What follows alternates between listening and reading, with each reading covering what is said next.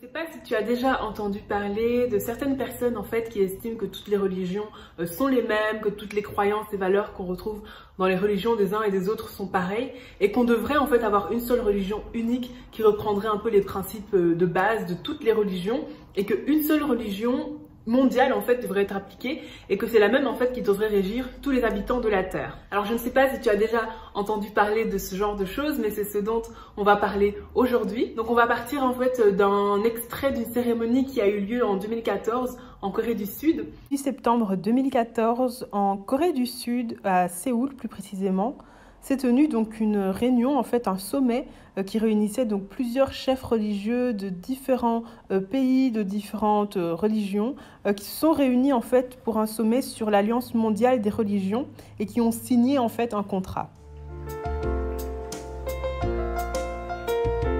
As we are facing the audience to do the signal of V for victory, because we are victorious here today to work together for peace. So if you can look.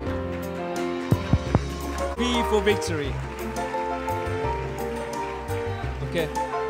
Donc dans l'extrait de cette vidéo, on a vu en fait plusieurs chefs religieux donc, qui se sont réunis pour signer une sorte d'alliance des religions pour la paix dans le monde. Alors ce genre de pacte, ce genre d'alliance, c'est des choses qu'on a vu être signées très souvent en fait durant les dernières années. Il y a plusieurs chefs religieux qui se sont réunis pour signer ce genre d'alliance. Il y a plusieurs cérémonies qui ont lieu pour en fait avancer de plus en plus vers une unification des religions, pour avancer de plus en plus vers une harmonisation des religions, vers plus d'unité en fait concernant les différentes religions qui sont en fait dans le monde. À première vue, c'est quelque chose qui peut paraître vraiment très attrayant, très séduisant, très intéressant, voire même très mignon. C'est quelque chose qui peut vraiment être très touchant en fait finalement. Mais que nous dit la parole de Dieu sur ce genre de projet et dans quel type de système de pensée est-ce que ce genre de projet s'inscrit ?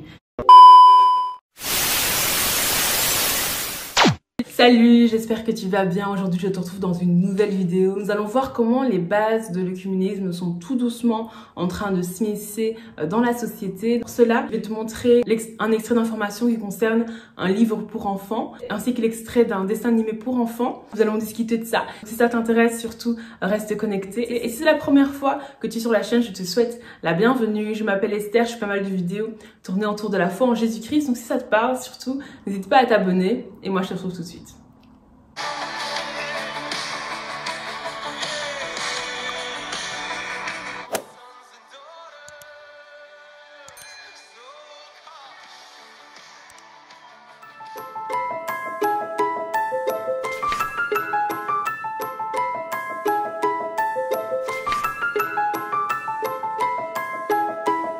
J'ai entendu parler de ce livre de contes.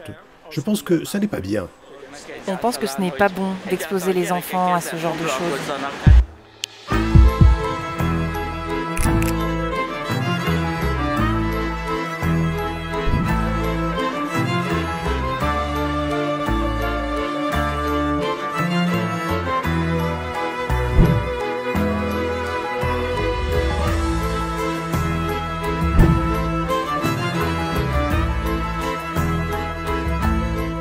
Emberek, mély szegénységben élők, LMBTQ emberek.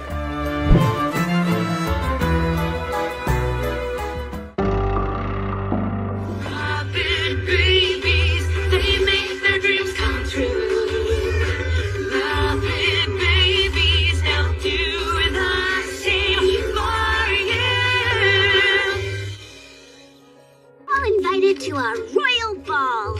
Animal already had a ball. Not that kind of ball, Animal.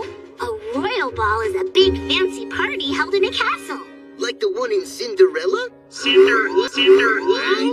You never heard the story of Cinderella?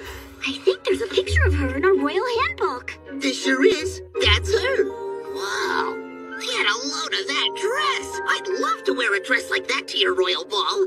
But Gonzo, Piggy and I are the princesses. We wear the dresses. That's right. According to the royal handbook, the girls come as princesses and the boys come as knights. Oh, right. Don't worry, Gonzo. We're gonna have a great time being knights. Fabulous. Summer and I are off to pick out our dresses. We better get ready too. Forward, fellow knights. Huzzah! Huzzah! Hey, Gonzo, you okay? Not exactly. I really wish I could wear one of those princess dresses to the ball. I am gonna grant your wish, because I am your fairy grandfather. Perfect dress to wear to the ball. But the girl said I'm not supposed to wear a dress. I don't want everyone to be upset with me. Well, if it makes you feel better, I can make your outfit so amazing, they won't even know it's you. You mean it? All right then, let's do it! You got it. Bippity boppity boo-ba!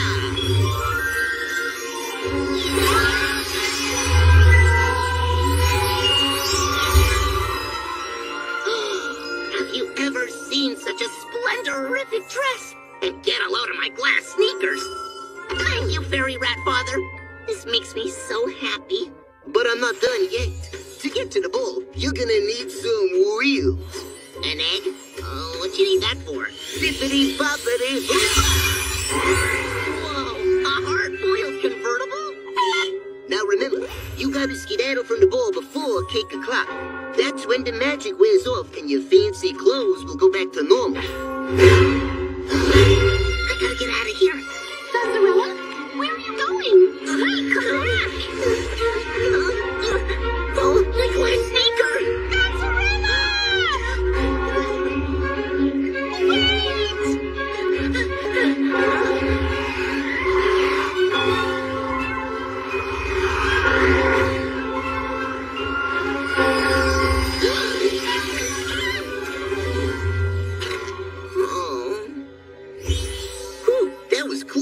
Aren't you glad you made it out in time?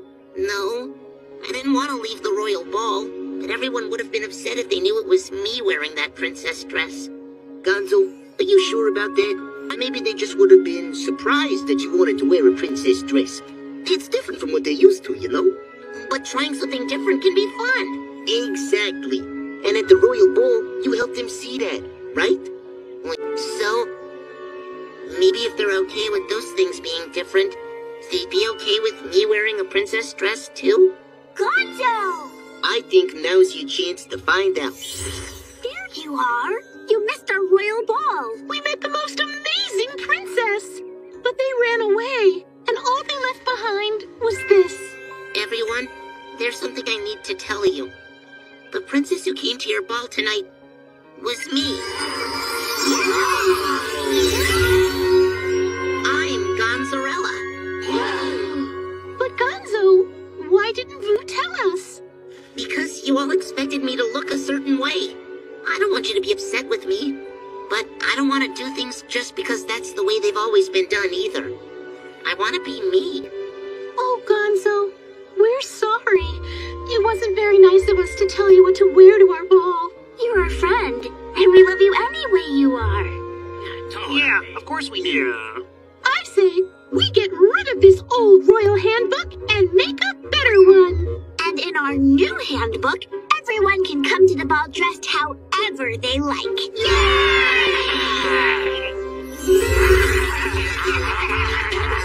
Promenade! And they all live happily. Dans le premier extrait, on a vu un livre pour enfants qui mettait en scène différents personnages, deux personnages gays qui sont amoureux, qui mettaient en scène un personnage transgenre, etc. Dans le deuxième extrait, on a vu donc un extrait d'un dessin animé pour enfants où on voit un personnage qui est censé être un garçon qui veut vraiment porter une robe. Et il est encouragé par ses amis de faire ce qu'il a envie de faire, de ne pas trop prêter attention à ce que les gens vont dire et de vraiment répondre à ses envies. Eux, ils vont l'accepter comme il est, qu'il doit juste répondre à ses envies sans essayer de se plier à certains codes, etc. Alors peut-être que tu es en train de te demander, mais quel est le lien entre ça et l'écuménisme? L'écuménisme, donc c'est la religion qui sera mise en place lors de l'avènement de l'Antéchrist. À la tête de cette religion, il y aura le faux prophète qui aura un rôle purement spirituel et qui aura pour but en fait au travers de son impact spirituel, de pousser les gens à adorer la bête. Alors l'œcuménisme, ce sera comme une religion qui va réunir les principes communs entre guillemets de plusieurs religions en une seule, et la base en fait ce sera vraiment l'amour, ok, l'amour des autres, aimer les autres, accepter les autres comme ils sont, mais au-delà même d'avoir base l'amour, la véritable base de l'œcuménisme sera véritablement l'humanisme. Alors l'humanisme, qu'est-ce que c'est? Alors si je regarde une simple définition sur Google, théorie, doctrine qui place la personne humaine et son épanouissement au-dessus de toutes les autres valeurs. Et c'est exactement ce qu'on voit être en train de se passer dans la société aujourd'hui. Aujourd'hui, il y a vraiment ce culte de aime-toi comme tu es, accepte-toi comme tu es, accepte les autres avec leurs différences. Il y a vraiment ce culte où on veut mettre de côté tout jugement moral, on veut mettre de côté tout questionnement qu'on pourrait se poser concernant certains troubles de l'identité, concernant certaines questions de genre, etc. Toutes ces choses-là, on veut mettre ça tout à fait de côté et juste prôner le fait que on doit s'accepter comme on est, on doit accepter les autres comme ils sont, qu'on est tous différents et que peu importe les valeurs, peu importe tout jugement moral, ce qui compte en fait, c'est que chacun soit épanoui et que chacun soit heureux en faisant ce qu'il a envie de faire. Et ça, c'est véritablement la base de l'humanisme, c'est véritablement ce qui sera la base de l'œcuménisme et c'est ce qu'on voit de plus en plus en fait être présent dans la société. Étant donné qu'on a cette base-là, qui est que le plus important c'est d'être heureux, le plus important c'est d'être épanoui, ça fait que on peut être en couple avec qui on veut, que ce soit une personne du même sexe ou pas, avec plusieurs personnes si on veut. On peut aussi, si on le désire, si on sent qu'on doit le faire, changer de sexe, ou si on veut garder le même sexe mais commencer à mettre des vêtements qui soi-disant correspondent au sexe opposé, qu'on le fasse parce que finalement il n'y a pas de code, etc. Et c'est encore poussé plus loin où on voit carrément certains mouvements, certaines associations qui arrivent même en fait à défendre le fait que certaines personnes aient des relations amoureuses, des relations sexuelles avec des animaux, voire avec des enfants. Il y a même certaines associations, certains mouvements qui font la défense de la zoophilie, qui font la défense de la pédophilie. Le but de cette vidéo n'est pas de parler de tout ce qui est LGTB, théorie du genre, etc.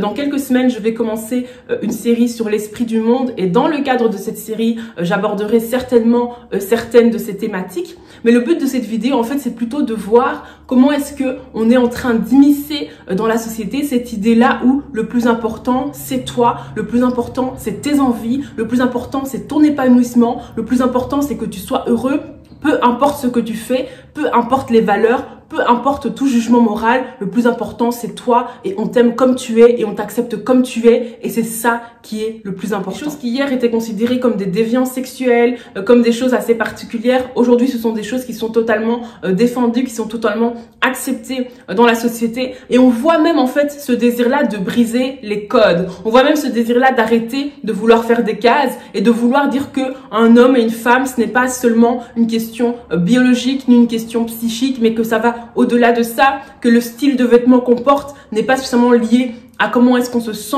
en tant que femme, etc. Donc il y a toutes ces choses en fait qui sont là pour vraiment nous pousser à nous dire que voilà, tu es libre de faire comme tu le ressens, comme tu le sens parce que tu es né comme ça. Et le fait que ce genre de mouvement de pensée s'immisce de plus en plus dans les dessins animés, s'immisce de plus en plus dans les livres pour enfants ou dans les écoles, ce sont les personnes qui sont en fait la génération de demain. Ce sont les personnes en fait qu'il faut commencer à conditionner, il faut commencer à transmettre un certain système de pensée parce que les enfants sont les chefs politiques de demain, sont les banquiers de demain, sont les professeurs de demain, etc. Et donc si on veut que la génération de demain ait un certain système de pensée, voit les choses d'une certaine façon, ait un certain discours, il faut aujourd'hui commencer par à implanter ces systèmes de pensée-là et ce discours-là dans les écoles. Ce système de pensée-là, c'est tout à fait l'une des conséquences de la chute. L'une des conséquences de la chute, c'est véritablement cette indépendance par rapport à Dieu. Cette indépendance par rapport à Dieu, cette rébellion par rapport à Dieu où ce qu'on veut en fait c'est juste faire sa volonté, faire ses désirs, faire ce qui nous plaît en indépendance totale à la volonté de Dieu. Il y a d'ailleurs ce sataniste très célèbre qui avait ce slogan « Do what they want » qui veut dire « fais ce que tu veux ». Et c'est exactement ce qu'on retrouve aujourd'hui dans la société qui est extrêmement promue à différentes sphères de la société. Et c'est comme ça, en fait, tout doucement, qu'on va commencer à basculer vers l'œcuménisme qui va justement prôner, en fait, l'homme au centre, l'homme et ses désirs au centre, l'homme et ses envies au centre, l'homme et ses besoins au centre et mettre de côté toute idée de changement de vie, toute idée de repentance, toute idée de se soumettre, en fait, à la volonté de Dieu, toute idée de renoncement à soi, mais qui va juste prôner l'homme, l'homme, l'homme et c'est ça l'humanisme. Et c'est comme ça que petit à petit, on va commencer à mettre Jésus-Christ totalement de côté et on va seulement mettre en avant l'amour de Dieu qui nous aime comme on est. C'est pour ça que l'apôtre Paul a dit en 2 Timothée 4, versets 3 à 4, « Car il viendra un temps où les hommes ne supporteront pas la saine doctrine, mais ayant la démangeaison d'entendre des choses agréables, ils se donneront une foule de docteurs selon leurs propres désirs, détourneront l'oreille de la vérité et se tourneront vers les sables. » On voit que ce mouvement de pensée s'immisce également de plus en plus dans les mouvements religieux. On entend beaucoup parler de déconstruction religieuse qui consiste en fait à déconstruire ce qui ne nous plaît pas dans la religion à laquelle on appartient. Il y a des personnes qui ont peut-être grandi dans la religion chrétiennes, qui ont été élevées avec les valeurs chrétiennes, mais qui finalement réalisent que certaines de ces valeurs chrétiennes ne les intéressent pas, et donc ils vont commencer à choisir dans la Bible ce qui les intéresse. On retrouve aussi plus ou moins la même chose aux États-Unis avec ce qu'on appelle Progressive Christianity, qui est appelé en français le christianisme progressiste. Il a pour but aussi de commencer à mettre l'amour de Dieu au centre et à mettre de côté toute idée de repentance, toute idée de changement, et qui a pour but aussi de commencer à se débarrasser en fait petit à petit de tout ce qui nous dérange, de tout ce qui ne nous plaît pas dans la chrétienté. C'est vraiment ça qu'on voit de plus en plus, où on va de plus en plus mettre l'amour de Dieu en avant. Dieu nous a dit de s'aimer, il ne faut pas juger, il ne faut pas remettre en question, il ne faut surtout pas parler de repentance, il ne faut surtout pas parler de renoncement à soi, de renoncement à ses propres désirs pour suivre Jésus, pour suivre Dieu. Tout ce qu'il faut en fait, c'est l'amour, et Dieu nous aime comme on est parce que nous sommes nés comme ça. Les gens disent aujourd'hui, accepte-toi comme ça parce que tu es né comme ça. Et c'est bien pour ça que Jésus-Christ a dit qu'il faut naître de nouveau. Pourquoi? Parce que nous naissons avec la nature pécheresse. Tout le monde qui vient sur terre naît dans la nature pécheresse et va d'une façon ou d'une autre manifester certaines choses qui sont contraires à la volonté de Dieu, qui ne sont pas dans la volonté de Dieu. Peu importe quelle est cette chose, la vérité c'est que le salaire du péché, c'est la mort. Voilà pourquoi Jésus-Christ a dit qu'il faut naître de nouveau. Tu es peut-être né comme ça, mais il faut naître de nouveau. On va tous manifester certaines choses qui ne sont pas en accord avec la volonté de Dieu, mais pour justement être reconnecté avec Dieu, pour justement avoir une relation avec Dieu, une intimité avec Dieu, pour justement devenir son enfant, pour justement pouvoir en fait vivre tout ce qu'il a prévu pour nous, pour justement être la véritable personne qu'il a prévu qu'on soit, pour qu'on puisse justement découvrir notre vraie identité, qui nous sommes réellement. Il faut naître de nouveau. Voilà pourquoi je t'encourage, mon frère, ma soeur, à ne pas te laisser aller à tes propres désirs, à ne pas te laisser aller à tes propres volontés, mais à vraiment te soumettre à la volonté de Dieu, à dire à Dieu, Jésus-Christ, je crois que tu es mort pour moi à la croix, je crois que tu es mort pour mes péchés, et aujourd'hui je crois en toi et je prends la décision de vivre une vie qui va te plaire, et pour commencer à m'aligner à ta volonté, parce que qu'on le veuille ou non, qu'on y croit ou non, le salaire du péché, c'est la mort. Qu'on le veuille ou non, qu'on y croit ou non, un jour on sera devant Dieu, un jour on aura des comptes à rendre. Dieu est amour, Dieu est la personne qui nous aime le plus, mais Dieu est également justice. Dieu est également justice. Peu importe qui tu es, peu importe ce que tu as fait, il y a une vie que Dieu a prévue pour toi. Il y a une identité que Dieu a prévue pour toi. Combien de personnes qui font ce qu'ils veulent, qui répondent à leurs propres désirs, qui suivent toutes les passions de leur cœur, sont malheureuses, sont dépressives, font quand même des tentatives de suicide, et certains finissent même par se suicider. Pourquoi? Parce que les pulsions qu'on peut recevoir, les désirs qu'on peut avoir, toutes ces choses-là ne viennent pas de Dieu et sont là en fait pour nous mener à une mort à petit feu. Mais moi je t'encourage à choisir la vie. Jésus-Christ est le chemin, la vérité et la vie. Jésus-Christ t'aime tellement, il a une destinée pour toi. Il veut que tu connaisses ton identité, il veut que tu saches qui tu es réellement, il veut que tu puisses jouir en fait de tout ce qu'il a prévu pour toi. Et pour ça il faut croire. Il est mort, qu'il a été ressuscité pour tes péchés, pour que tu puisses vivre une vie différente. Et il faut que tu prennes la décision de laisser tomber toutes les choses qui ne sont pas dans la volonté de Dieu, pour commencer à faire la volonté de Dieu. Et il t'aidera en fait à commencer à faire sa volonté. Il t'aidera à commencer à marcher dans le plan qu'il a prévu pour ta vie. Et là, tu vas découvrir qui tu es réellement. Et là, tu sauras quel est le plan de Dieu pour ta vie. Et là que tu sauras quelle est ton identité. Et là tu vas rencontrer cet amour qui est tellement inconditionnel. L'amour que tu recherches peut-être dans toutes ces choses que tu fais, dans toutes ces activités, dans toutes ces distractions, dans toutes ces choses que tu fais. Tu es peut-être en train de rechercher cet amour que tu n'arrives pas à trouver. Et tu n'es toujours pas satisfait parce qu'il y a toujours ce vide en toi. Et ce vide ne peut être comblé que par Jésus-Christ. Il y a tellement de choses que les gens font qui ne sont que les conséquences de la chute. Mais Jésus-Christ nous a rachetés. Et aujourd'hui, tu peux prendre la décision d'accepter Jésus-Christ dans ta vie et de te repentir, de changer de voie pour commencer à vivre une vie qui est en accord avec la volonté de Dieu. Et si c'est ton cas, je t'encourage à faire cette simple prière avec moi. Seigneur Jésus, je crois en toi. Je crois que tu es le Fils de Dieu. Je crois que tu es mort pour moi à la croix.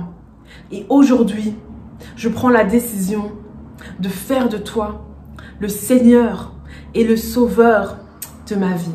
Amen. Seigneur, je prie pour mon frère, je prie pour ma sœur, Seigneur. Je prie pour qu'il puisse te rencontrer, qu'il puisse rencontrer cet amour inconditionnel, qu'il puisse être rempli de ton amour, qu'il puisse savoir quelle est son identité, qui il est réellement. Parmi tout ce brouhaha qu'on peut voir dans la société, parmi tout ce brouhaha qu'on peut voir, parmi toutes ces personnes qui se cherchent, qui cherchent à savoir qui ils sont réellement, qui cherchent à savoir quelle est leur identité. Seigneur, que tu te révèles à mon frère, que tu te révèles à ma sœur, qu'il ressente ton amour et qu'il sache qui il est réellement, qu'il puisse réaliser quelle est son identité, à quel point il est précieux à tes yeux, à quel point elle est précieuse à tes yeux, à quel point il a de l'importance, elle a de l'importance à tes yeux, à quel point tu as prévu une vie pour lui, une destinée pour sa vie, Seigneur.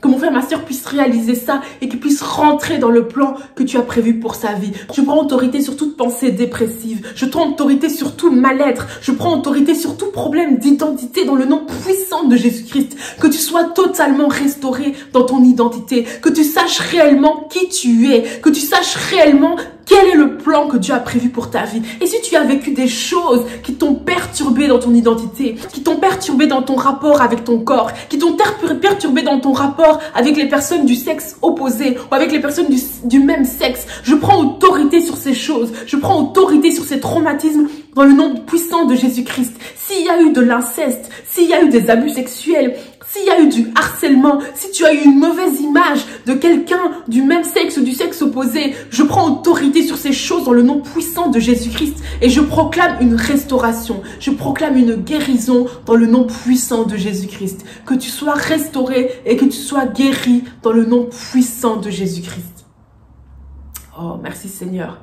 Merci Seigneur pour cet amour inconditionnel que tu répands dans les cœurs, Seigneur. Que chacun puisse ressentir ton amour, que chacun puisse savoir qui tu es, Seigneur. Merci Seigneur, Amen. Amen. Amen. Véritablement que le Seigneur te parle, que le Seigneur te fasse du bien. Il y a tellement de choses que Dieu a prévues pour toi. Il y a toute une destinée qui s'ouvre devant toi et je prie véritablement que tu réalises cela, que tu réalises l'amour de Dieu pour toi, que tu réalises à quel point tu es précieux aux yeux de Dieu, que tu réalises la valeur que tu as et que tu réalises véritablement quelle est ton identité. Vraiment, je prie pour cela et que vraiment le Seigneur te parle et le Seigneur te touche au nom de Jésus. Je te remercie vraiment d'avoir suivi cette vidéo jusqu'au bout. J'espère que cette vidéo t'a béni, qu'elle t'a fait du bien. Si c'est le cas, n'hésite surtout pas à la partager autour de toi. Je te retrouve lundi à 18 h pour notre prochain Monday Talk et je te retrouve jeudi à 18 h où nous allons continuer notre série sur ces sujets d'actualité. Donc je te retrouve jeudi à 18 h. Je te remercie beaucoup d'avoir suivi cette vidéo jusqu'au bout. Si elle t'a plu, n'hésite surtout pas à la partager autour de toi et à très bientôt pour une prochaine vidéo. Bye.